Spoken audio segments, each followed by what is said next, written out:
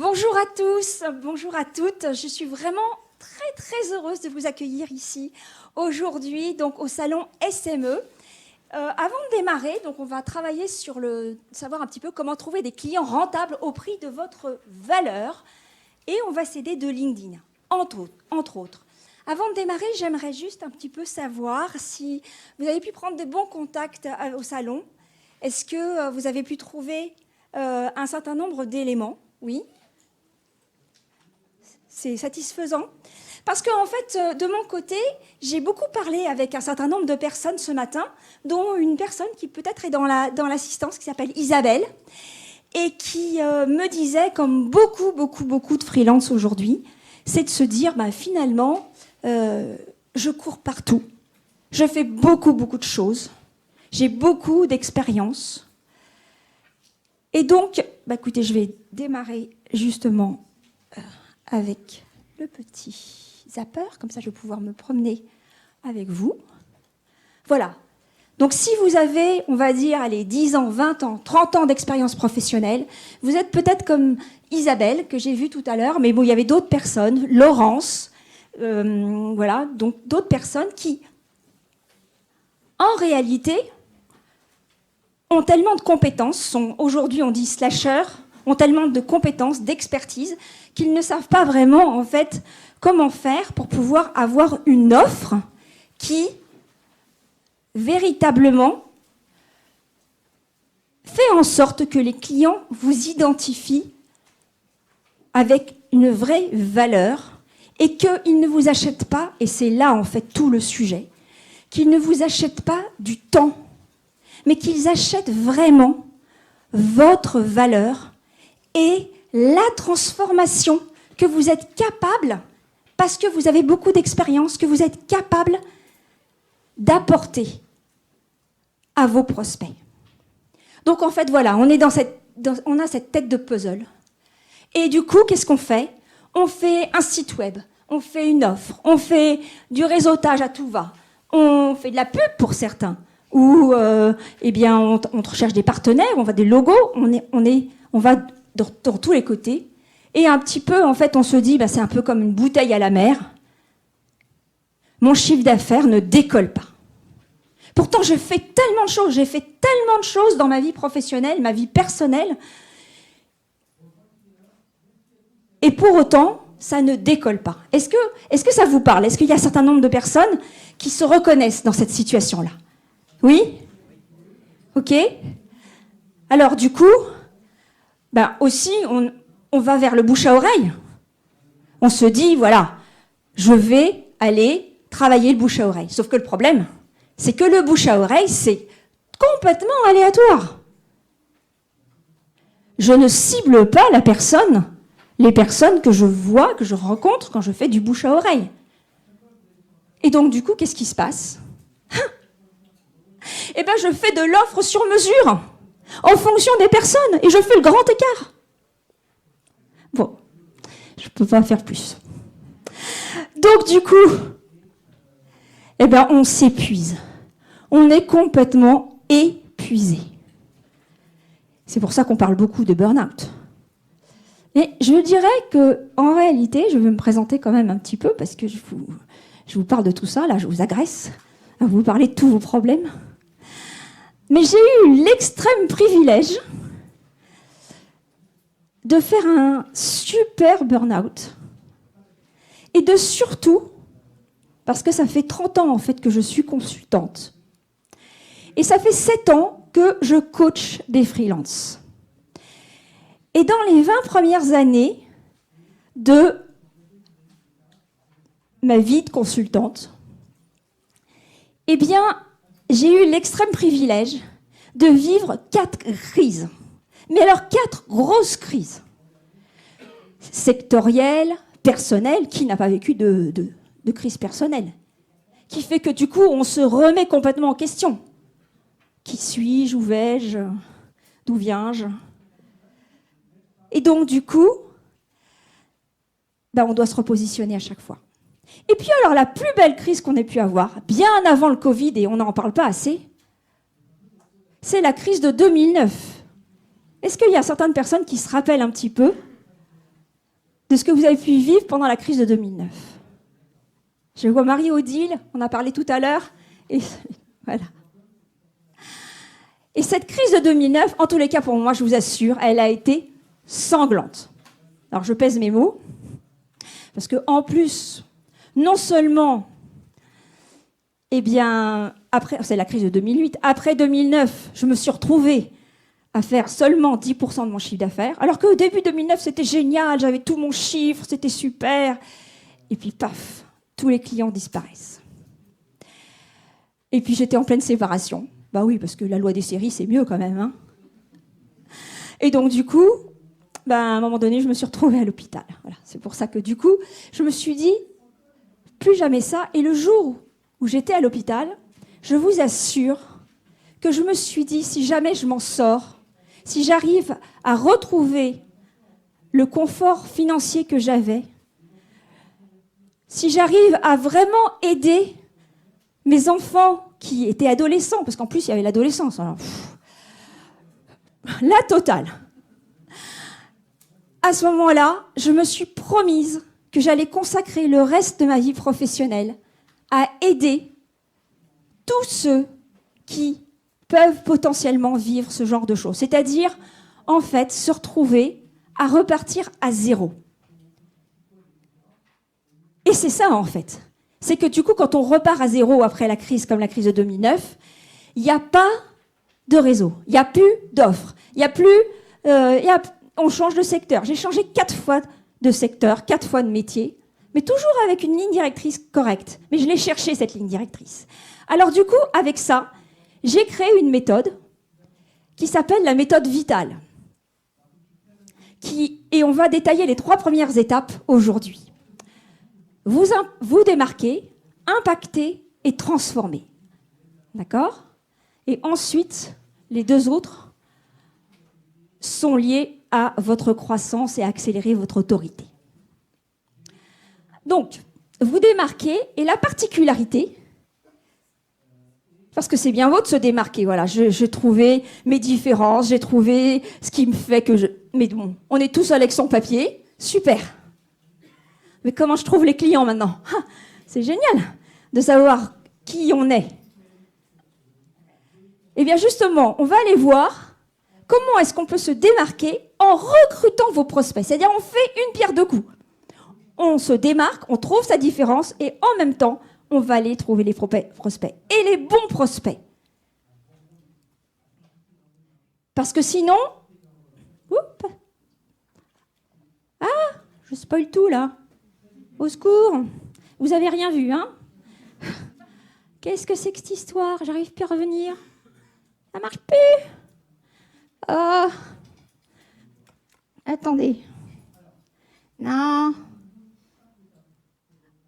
Ah. Voilà. Et donc, en fait, pourquoi on a besoin de se démarquer ? Parce que sur son marché, comme sur LinkedIn, on se sent complètement noyé. Cette pauvre dame, elle a vraiment l'impression d'être cette épingle qu'on cherche dans de la paille. Alors, attendez, est-ce que je vais dans le bon sens, là ? Voilà. Et c'est parce que, justement, on a cette espèce de puzzle en nous. Et pourquoi ? Parce qu'en fait, justement, on s'adresse. Comme on a fait beaucoup de choses, on sent que l'on peut s'adapter à beaucoup de personnes, à beaucoup d'offres. Et du coup, qui dit compétences, expertise, offres différentes, dit profil de clients différents. Donc, on fait le grand écart, comme je vous ai dit. Et en fait, qu'est-ce que cherchent vraiment vos clients ? Quel que soit le client, qu'est-ce qu'il recherche vraiment ? Que vous soyez directeur financier externalisé, que vous soyez coach en écologie, sur l'éco-anxiété, quel que soit votre métier, votre client cherche à ce que vous lui transformiez sa vie. En fait, tout simplement, il se sent dans un cercle vicieux dans votre domaine, état zéro. Et il veut pouvoir, en fait, adopter le cercle vertueux, devenir un héros. Et c'est dans votre domaine. C'est-à-dire, en fait, changer sa vie. Et ça, vous pouvez le faire, parce que vous avez l'expertise pour ça. Et c'est cette transformation-là, en fait, que vous êtes capable de faire. Vous allez vous métamorphoser la vie de vos clients dans votre domaine. Mais pour ça, la recette, c'est de n'avoir, et ça c'est vraiment, je vous assure que c'est ça qui m'a fait sortir de l'affaire. Une cible spécifique, une offre spécifique à un moment donné spécifique de la vie de vos clients. Alors là, c'est vraiment tellement important que je vais me poser un tout petit peu là-dessus. On cherche à faire plein d'offres pour pouvoir s'adapter à tout le monde. Et donc, comme je vous l'ai dit, on fait le grand écart. En 2010-2011, quand j'ai commencé à reprendre, après m'être bien plantée, en fait, justement, parce que j'avais fait toutes ces erreurs-là, eh bien, je me suis dit, bon, à ce moment-là, on va essayer de se concentrer sur un type de personne avec qui ça match. Et de relations presse, en fait, que j'avais faites pendant des années, il fallait bien s'adapter parce que les budgets étaient dans les collectivités à ce moment-là, en 2009. J'ai changé de métier, je me suis mis en partenariat avec des personnes plutôt dans la technique et je suis devenue assistance à maîtrise d'ouvrage. Complètement opposé à moi. Technique. Il fallait bien. Mais je me suis trouvé, en fait, l'alignement qui était nécessaire pour pouvoir créer une longueur d'onde avec un certain profil psychologique de personne. C'est-à-dire qu'on ne peut pas plaire à tout le monde. Ce n'est absolument pas possible. Alors oui, on le sait en théorie, on ne peut pas plaire à tout le monde. Ça, c'est sûr. Seulement, quand on a une offre, quand on vend quelque chose, quand on a une expertise, on a tellement envie que ça plaise à un maximum de personnes. On est convaincu, on sait très bien qu'éventuellement, ça peut aider beaucoup d'entreprises. Sauf que ces entreprises-là, elles intègrent, eh bien, en fait, différents types de personnes qui ont des fonctions différentes, mais surtout qui voient la vie différemment, qui ont des profils psychologiques et une intelligence émotionnelle différente. On dit bien, tiens, avec cette personne-là, ça capte. Oui, madame me sourit. Votre prénom c'est Sandrine. Voilà, Sandrine. Ça capte. Vous voyez, il y a quelque chose dans le langage non-verbal, dans le langage paraverbal. Il y a quelque chose qui match. Et ça, on l'oublie trop. Et c'est ça, en fait, une cible spécifique. Et on va le voir un tout petit peu plus. On va passer un tout petit peu plus de temps sur cette première étape que sur les autres. Donc, du coup, une offre spécifique, parce qu'à une personne spécifique correspond une offre spécifique, et à un moment spécial de leur vie. Ils n'ont pas besoin de vous à tous les moments. Ils viennent vous voir parce que la douleur qu'ils ont à ce moment-là, dans votre domaine, devient insupportable.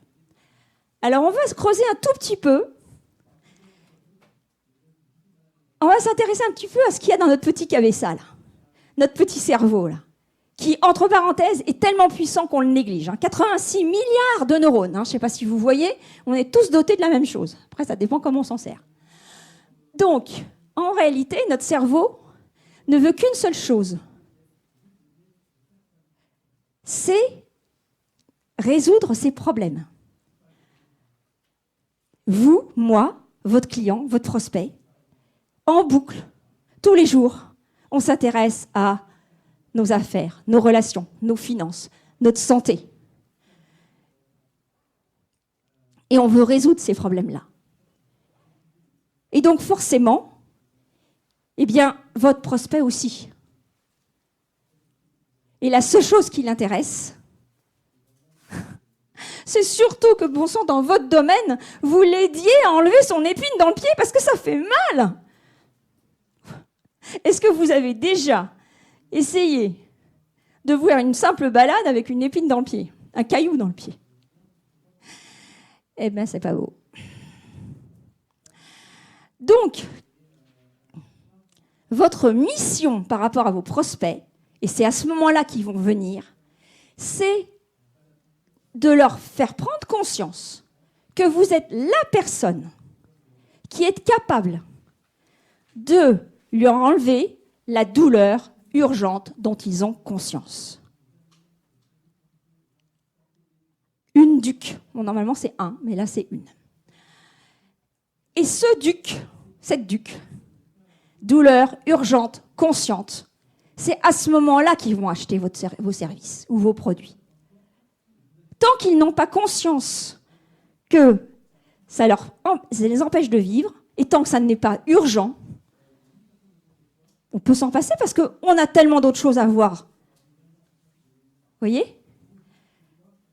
Et ça, si vous arrivez à le valoriser, eh bien ça va faire le fameux ROI, c'est-à-dire le retour sur investissement en français.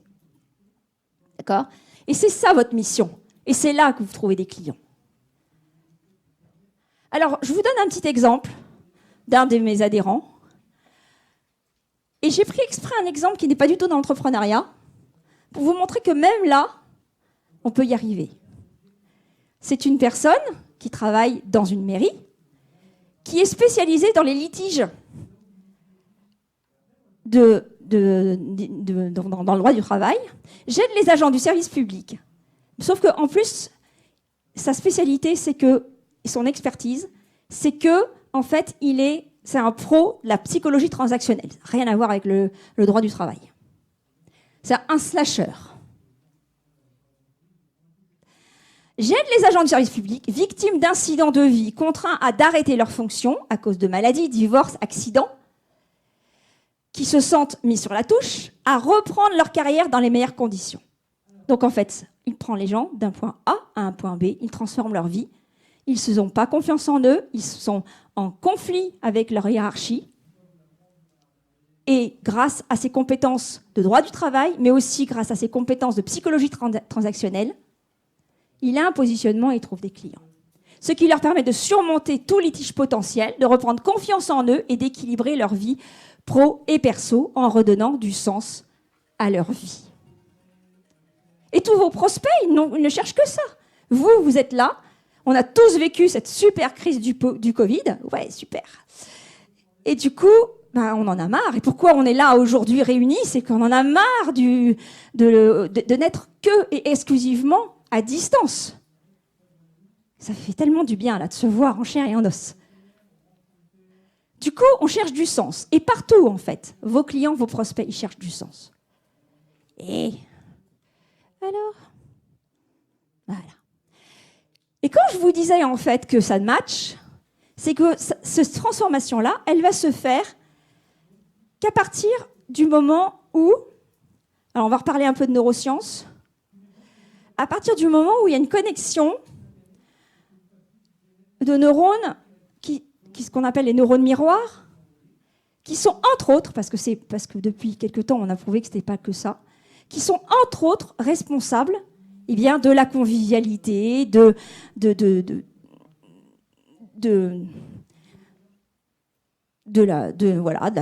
ça matche, quoi, de la longueur d'onde. Et ça, c'est très, très important. Alors, la question, c'est vraiment aussi comment je vais définir mon client idéal. Eh bien, figurez-vous que ce client idéal, c'est-à-dire cette personne avec qui ça match psychologiquement, même dans votre domaine, même si c'est un domaine extrêmement pointu de finance, d'experts, vous travaillez avec des entreprises. Si vous travaillez même avec des entreprises, vous n'avez pas des robots au bout du fil. Vous avez des humains qui ont leur vie, qui ont leurs problèmes. Pareil. Sauf qu'on est dans une société, en France en particulier, où on cloisonne et où donc surtout on ne parle pas de tout ça. Mais il faut parler, on est des humains. Et donc, en fait, votre client idéal, c'est votre avatar. C'est-à-dire la personne qui, à un moment donné, a un certain nombre de points communs émotionnel, psychologique avec vous. Seulement, je sais, c'est tabou de parler d'émotions, surtout dans le business, parce qu'on se dit, oh là là, mon Dieu, ça va dégénérer, je ne veux pas montrer mes émotions. Mon objectif, c'est pas que vous montrez vos émotions, mon objectif, c'est que vous montriez que vous êtes capable de comprendre les leurs. Que vous soyez dans une certaine empathie, en vous protégeant bien sûr, on n'est pas des éponges non plus. Vous voyez ? Et ça, c'est extrêmement important. Et comment on fait ça ? Eh bien justement, avec un certain travail d'introspection au début, où vous allez capitaliser sur vos expériences. Et quand je vous dis vos expériences, c'est toutes vos expériences, professionnelles, mais aussi personnelles. Toutes vos expériences. Vous pouvez par exemple être gestionnaire de projet et vous intéresser à la musique. Je fais référence à une conversation que j'ai eue tout à l'heure avec une des personnes de la salle. Et tout ça, ça fait votre richesse. Et ça va définir votre avatar. Alors après, comment on fait ? On n'a pas le temps vraiment, mais merci de rester jusqu'au bout parce que j'ai une surprise pour vous à la fin. Je vais vous dire ça. Alors, on n'est pas sur la longueur d'onde avec la zapette. Hein. Allez, chouchou. Voilà. Et du coup, comment on va faire ça ? Eh bien, figurez-vous qu'à partir du moment où vous avez, je dirais, compris à peu près, on n'est pas dans la perfection, c'est notre pire ennemi. À partir du moment où on a compris que la transformation qu'on peut apporter, eh bien, on va aller chercher et essayer de recruter des prospects. Et ces prospects, on n'est pas du tout là pour aller leur vendre quoi que ce soit au début. Surtout pas. On va revenir à la bonne vieille méthode de l'écoute. Je suis là pour vous écouter, pour comprendre, pour connaître les mots que vous mettez sur vos mots, MAUX, et vraiment de les comprendre. Et moi, ce que je préconise avec les adhérents que j'accompagne, Vital, c'est de faire un certain nombre d'entretiens. Et généralement, 30, voire 50 entretiens, mais ça se fait facilement, parce qu'en fait, ce qui se passe, c'est que les différentes personnes que vous allez trouver, je vais vous dire comment après, vous ne les voyez plus de façon, on va dire, désordonnée dans tous les sens. Vous savez que vous allez aller étudier. Et dans ce lot-là, vous allez avoir des clients idéaux dont on a parlé. Et vous allez surtout, et c'est là que c'est génial, vous allez avoir des anti-clients idéaux. Des gens avec qui vous ne voulez surtout pas travailler. C'est bizarre. Mais si vous avez 10 ans, 20 ans, 30 ans d'expérience professionnelle, vous n'êtes pas un nouveau-né au niveau entrepreneuriat. Vous êtes un adolescent. Vous avez des repères. Et comme les repères, et comme les adolescents, vous avez besoin de vous positionner. Ça, je veux pas. Ça, d'accord, ça, je veux plus. Et donc, c'est très important de connaître les personnes avec qui vous ne voulez pas travailler, avec qui vous allez vous dire, mais celui-là, il me prend tellement la tête déjà que c'est pas la peine, quoi. Mais bon, ça, je résume. Hein. Après, il y a des critères beaucoup plus, serrés avec lesquels je travaille. Alors, comment est-ce qu'on va aller trouver ces personnes avec qui on va faire des entretiens ? Eh bien, LinkedIn, là, devient un outil extraordinaire. Je vous rappelle qu'on n'est pas allé publier encore, on n'a pas fait de profil LinkedIn, on n'a rien fait. On va juste aller chercher des gens où on va aller essayer de construire des conversations. Et moi, ce que je vous conseille vivement, c'est d'aller commenter les commentaires. C'est-à-dire que vous avez des personnes, des acteurs de votre marché, qui ont une audience, publient, génèrent des commentaires. Et parmi ces personnes-là, ils ont un profil. Alors, c'est ce qui est génial avec LinkedIn, c'est que vous avez le nom, puis en dessous, vous avez une petite ligne. Donc, comme ça, on voit tout de suite un petit peu si c'est ce qu'on recherche ou pas. Et vous allez aller commenter leurs commentaires. Je vous donne un exemple. Là, ce monsieur, Étienne, réagissait à un post de Nathalie.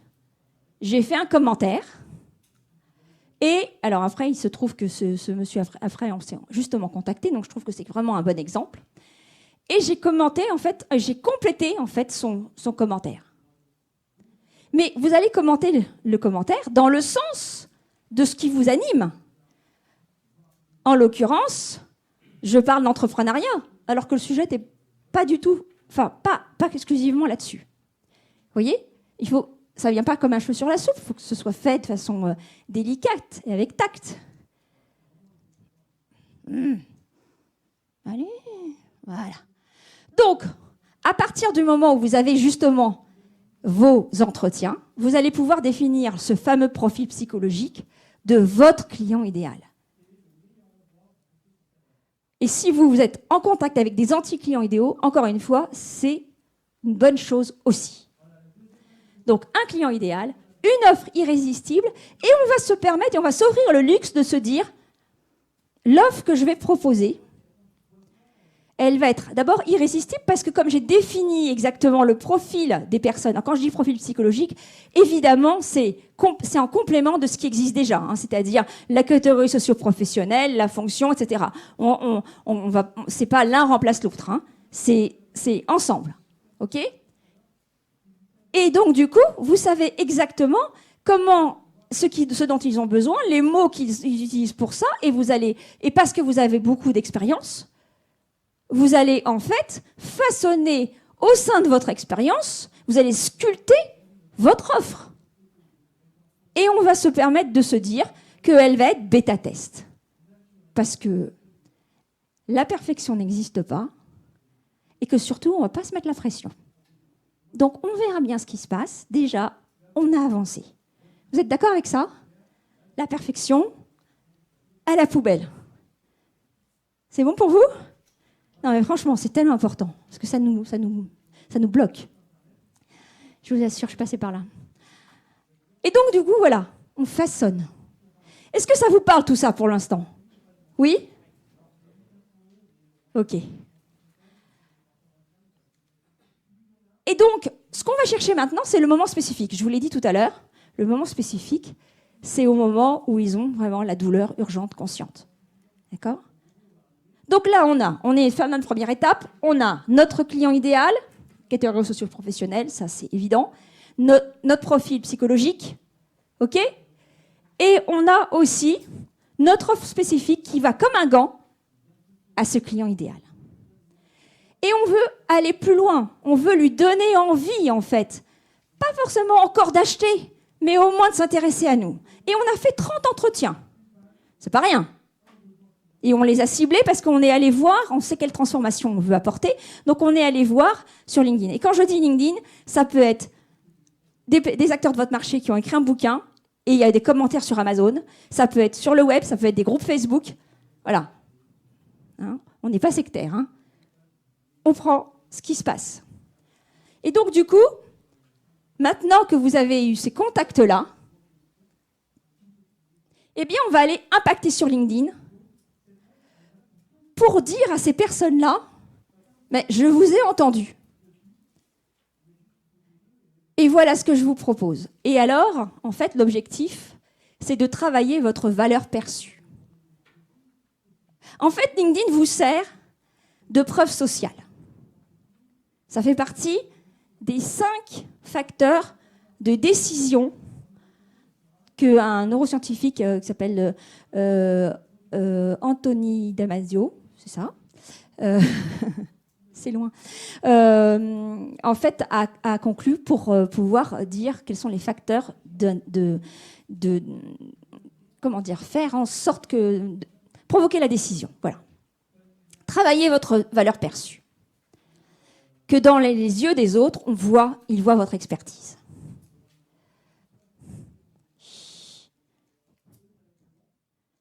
Hop là, allez. Voilà. Donc en fait, sur LinkedIn, l'objectif, c'est que vous soyez connu, reconnu, avant de vendre.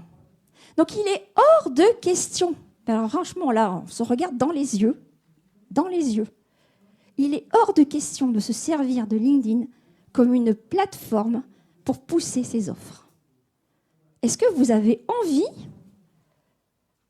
d'ouvrir votre fil d'actualité et qu'à longueur de journée, on vous dise « achetez ci, regarde mon œuvre comme elle est belle, et ci, et ça », c'est galère.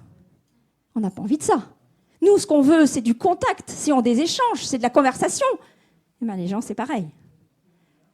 Donc, soyez reconnus avant de vendre. Donc, vous avez déjà des belles actions que vous avez menées et on va aller, en fait, les faire se reconnaître via LinkedIn. Alors, comment on va faire? Déjà, on a un certain nombre d'éléments, on va aller compléter notre profil LinkedIn. Et puis, on va aller faire ce que j'appelle des posts fructueux. Pas question, non seulement de faire des posts qui font du push commercial, mais pas question non plus de faire du Facebook dans un sens, si vous voulez, on peut faire du Facebook, mais dans un sens intentionnel qui flèche vos offres. Qui flèche la transformation que vous êtes capable d'apporter. Du point A, de l'état 0 à l'état de héros. Vous vous souvenez? Ça, c'est le plus important. Cette transformation-là. C'est ça dont vous allez parler sur vos posts LinkedIn. Alors du coup, mais on fait comment un post fructueux, quoi? Alors moi, je vous donne des exemples. Vous voyez? Là, je fais du Facebook, en fonction des caractéristiques. Je suis comédienne, par ailleurs. Et mes adhérents, en fait, ce qu'ils veulent, c'est de dire, c'est bien, j'ai envie d'être freelance. Et bon sang, j'ai envie de vivre aussi. J'ai envie de passer du temps, j'ai envie de faire quelque chose. Je suis stagiaire. Donc voilà, moi, je suis comédienne. Semi-professionnelle. Et du coup, le sujet, c'était comment prendre du temps pour soi malgré une vie de freelance intense. Donc c'est exactement, en fait, ce que recherchent les personnes. Et donc, il faut oser. Voilà, vous faites de la musique, vous partagez. Parce que le réseau social, le fil d'actualité, c'est aussi un fil d'actualité où les gens cherchent du divertissement. Est-ce que vous n'êtes pas surpris parfois à regarder des posts qui n'ont rien à voir avec votre activité, mais c'est juste divertissant? Oui? Ça vous parle, ça? Non? Vous regardez que des posts qui sont super sérieux? Ah non! Rassurez-moi quand même. Voilà, donc on va joindre l'utile à l'agréable, plutôt l'agréable à l'utile, comme vous voulez. D'accord? Et même si ça fait que 10 commentaires, c'est pas grave. Et je vais vous dire pourquoi après. Et là, j'ai fait un autre post. Alors là, on est dans le Facebook à fond, là. Allez, chouchou. Voilà. C'était mon anniversaire. Et j'avais un cadeau. Figurez-vous que j'ai eu des rendez-vous. Rien qu'avec ce poste-là. Et des nouveaux adhérents. Parce que ça leur a parlé, en fait, simplement. Et là, il y a eu 45 commentaires parce qu'en fait, les gens, ce qu'ils aiment, c'est regarder aussi un petit peu ce qui se passe chez les autres. On est tous comme ça, en fait. Hein. Et ça va. Et c'est correct. C'est bon. Très bien. Alors, par contre, attendez. Voilà. Comment est-ce qu'on fait un post fructueux? Je regarde l'heure parce que je voudrais vous donner la parole pour faire des questions. Eh bien, voilà. Ça, c'est la formule Artère. Alors, je ne vais pas la détailler là parce que je n'ai pas le temps et qu'on n'a plus qu'un quart d'heure et je voudrais vraiment vous donner la parole. Mais j'ai passé du temps sur le début parce que c'est vraiment le plus important. Si vous profitez du cadeau que je vais vous proposer tout à l'heure, vous allez pouvoir retrouver ça. Ce qui est super important, c'est de se dire qu'on ne peut pas plaire à tout le monde, donc il est hors de question de faire des posts fructueux pour tout le monde. L'objectif, c'est... Tchouk, vous n'avez rien vu. Hop. Voilà. L'objectif, c'est de savoir combien de clients vous voulez, qu'est-ce que vous voulez comme chiffre d'affaires, combien de clients vous êtes capable ou vous voulez gérer en une année. Et donc, ça va vous définir, en fait, le nombre de clients que vous avez et le nombre de prospects que vous avez besoin. Alors, voilà un petit peu une règle un petit peu générale, c'est qu'en fait, on considère qu'il y a un taux de moyen de conversion de 20%. Donc, si je donne un exemple, si vous voulez gagner 5 000 euros par mois, c'est-à-dire soit 60 000 euros par an, vous avez, sur 5 clients, vous avez besoin de 25 leads, sur 12 clients, vous avez besoin de 60 leads. C'est à peu près la moyenne qu'on définit. Voilà, donc là, on est à la fin de notre deuxième étape. On a fait des postes fructueux après avoir une autre transformation, notre offre spécifique, on a une solution. Et surtout, en fait, à la fin des entretiens, on a pu dire aux personnes, écoutez, est-ce que vous permettez que je vienne après vous revoir pour peut-être que j'aurai trouvé une solution qui est complètement adaptée à votre problème. Et c'est ça qu'on va faire maintenant. En fait, on va aller transformer votre nouveau réseau en client.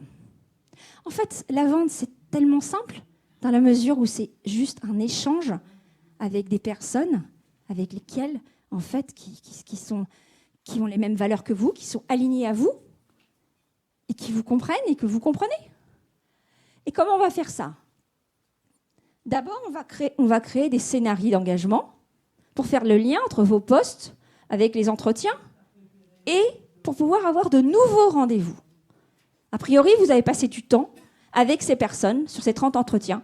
Et ces personnes-là vous disent « Ah, ben, j'avais pas réalisé, en fait, que mon problème était ci, que mon problème était là. » Parce que ces entretiens ont pour objectif de leur faire prendre conscience de leurs croyances. Et donc, on va travailler sur un script de vente. Donc là, les adhérents de Vital, je leur donne tout en main, toutes les matrices à remplir, parce qu'en fait, on est guidé pas à pas. Et je vais vous faire une confidence, je suis pugnace. Donc les personnes avec qui je travaille, je ne les lâche pas. Tant qu'elles n'ont pas réussi, elles m'ont sur le dos. C'est axé à vie.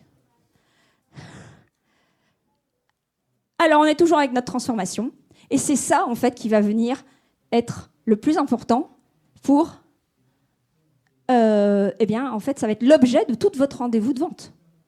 Il est tellement chargé négativement, ce mot de vente. Mais bon. Et donc, on est toujours avec des personnes avec qui ça match. Hein. Et en fait, cette transformation-là, en fait, pour vos prospects, elle vaut de l'or. Vous changez leur vie. Ça vaut de l'or. Quelqu'un qui est déprimé, vous l'aidez à ne plus être déprimé, vous lui changez sa vie. C'est pas sur le temps passé. Il s'en fout du temps passé. Il s'en fout. Picasso avait fait un petit dessin, je ne sais pas si vous connaissez cette petite histoire, je vais aller très vite, à une personne et on lui dit, ça vaut, il lui dit, ça vaut je ne sais pas combien de millions. Il dit, mais vous avez fait ça en 2 minutes. Oui, mais c'est 30 ans d'expérience. C'est la transformation. C'est ce qu'il est capable de faire. D'accord?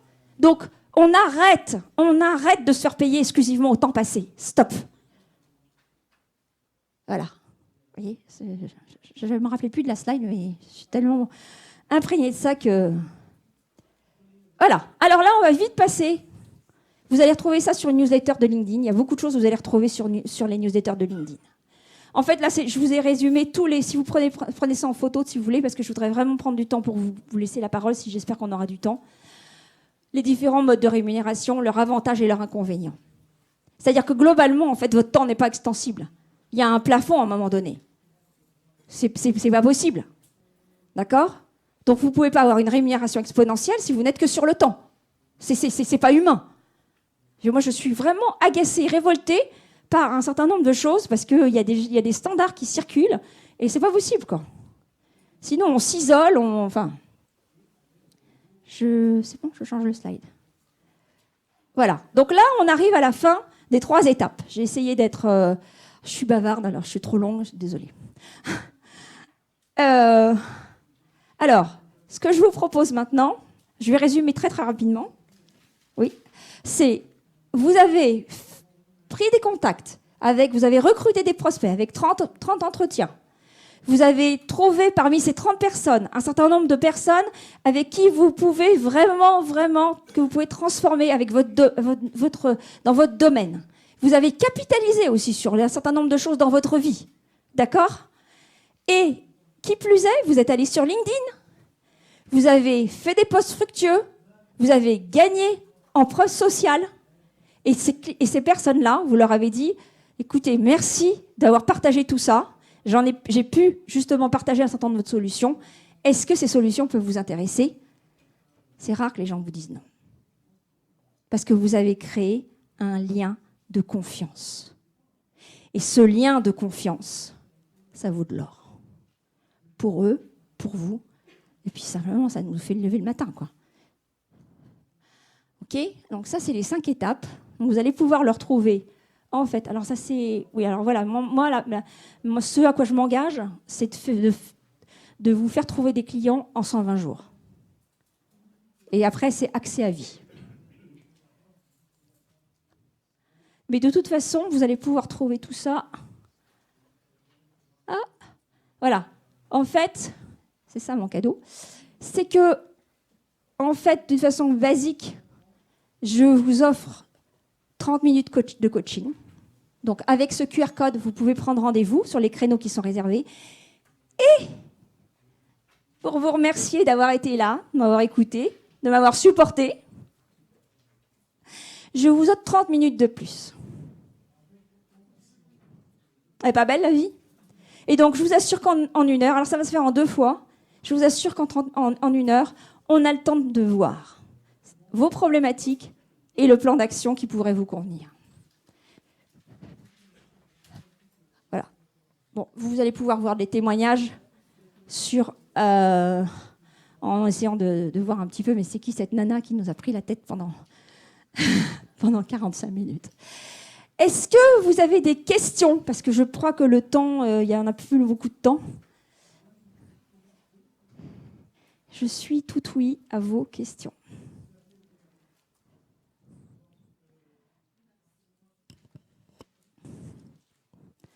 Il n'y a pas de questions ? Ah oui. Je ne suis pas sûre d'avoir compris les 30 entretiens. Voilà, on choisit des personnes. Moi, je veux monter un projet en lien avec le tourisme gastronomique. D'accord. Donc, ça veut dire quoi ? Que je recherche 30 personnes qui pourraient aimer voyager un jour en Espagne. C'est-à-dire qu'en fait, on travaille la transformation qui est proposée et on va aller au fil du web trouver un certain nombre de personnes, et puis aussi avec votre réseau, qui sont susceptibles, en fait, et là, dans ces cas-là, enfin, l'idée, c'est de préparer des questions. Moi, je leur donne mes adhérents.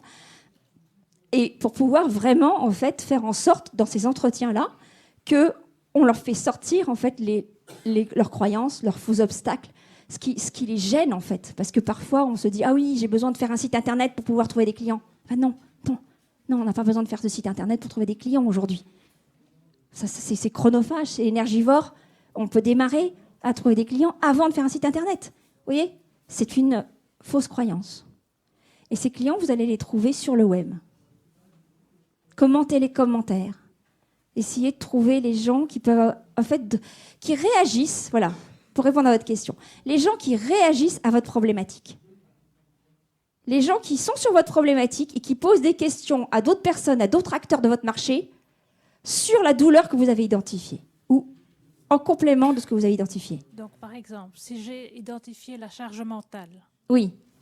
Donc, je vais aller chercher des possibles... Votre sujet, c'est quoi ? C'est le tourisme, vous m'avez dit. Oui. Donc, déjà, vous allez vous intéresser au tourisme. D'accord ? Et après, sur ce tourisme-là, on va aller voir un petit peu cette transformation. C'est large, le tourisme.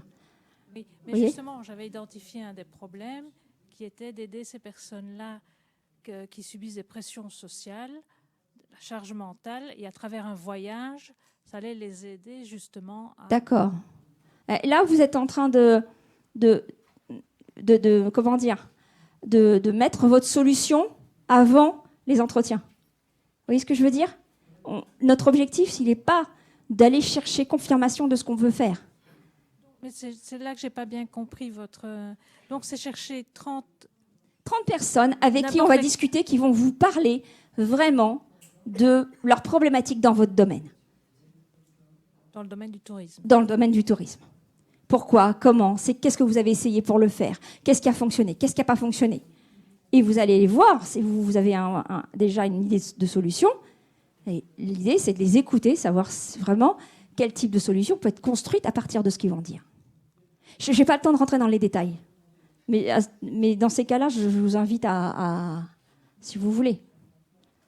Je vous ai répondu un petit peu quand même ? Oui, à début. Non ? Bon, à suivre alors. Oui. Est-ce qu'il y a d'autres personnes qui ont des questions ? Moi aussi, poser des questions quand même. Oui. Alors, la présentation, non. Mais en revanche, le salon SME enregistre la conférence en podcast et vous allez pouvoir réécouter tout ça tranquillement. Et en fait, sur le flyer que vous avez eu au début, au verso, vous avez un QR code. Inscrivez-vous comme ça. Avec mon équipe, on vous envoie le lien dès que c'est disponible. Oui, dites-moi.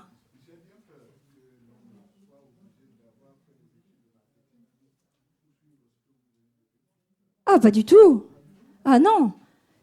Et franchement, les personnes qui sont vraiment dans le marketing sont parfois faussées par leur expérience.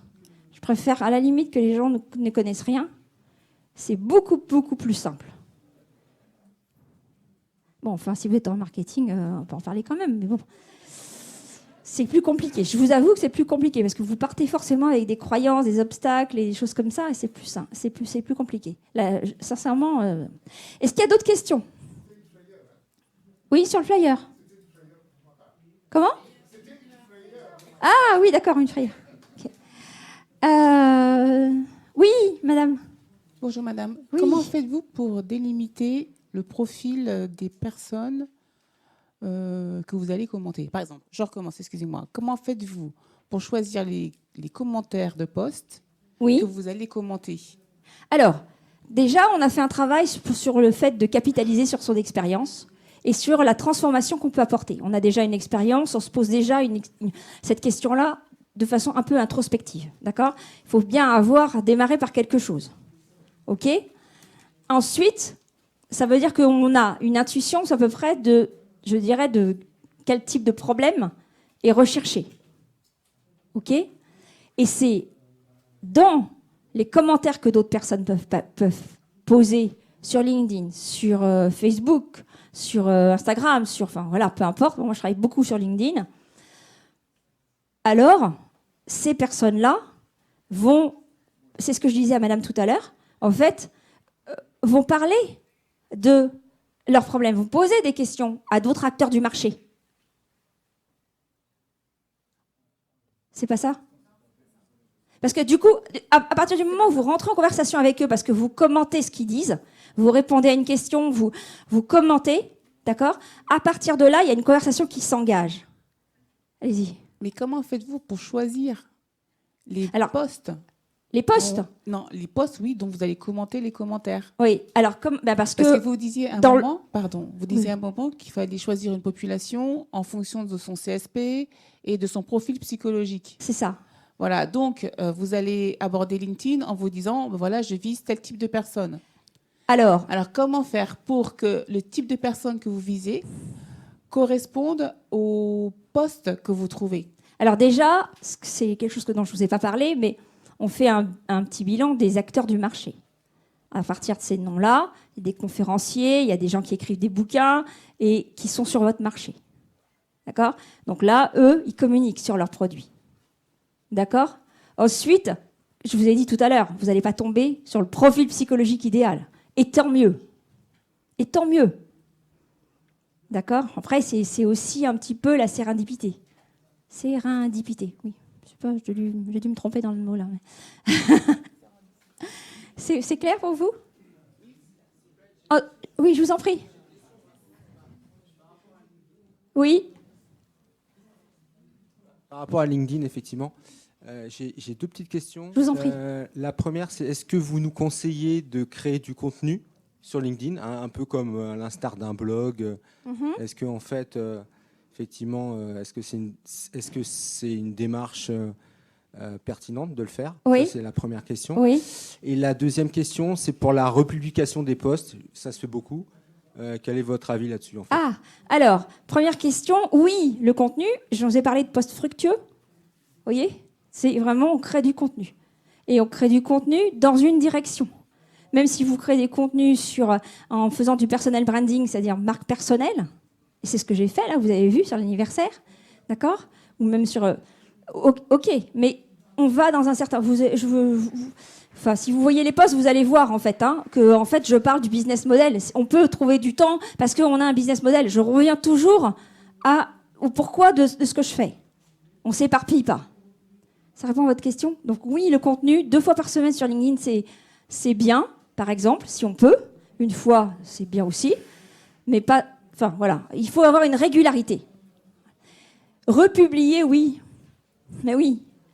Après, pas tous les mois. Les mêmes posts, mais vu l'algorithme de LinkedIn, comme beaucoup d'algorithmes, et encore celui-là, il est mieux que les autres, je trouve. Enfin, c'est un autre sujet. Les gens, il faut finir. Ok. Les gens ne se souviennent pas de tous vos contenus. Vous voyez? Donc oui, je le fais. Oui. Et à quelle fréquence il y a de republier? De republier, est-ce qu'il y a des démarches? Souvent dans les périodes creuses, vous voyez, l'été, ça dépend. Là, on rentre dans les détails. Donc, mais LinkedIn, c'est. Bon, je suis désolée. Alors, vraiment, prenez. Vous pouvez aussi télécharger le guide 5 stratégies que les freelances utilisent. Vous l'avez sur le flyer. Et franchement, j'y ai mis beaucoup de choses et tout mon cœur et toute mon âme. Voilà. Merci à vous. Merci.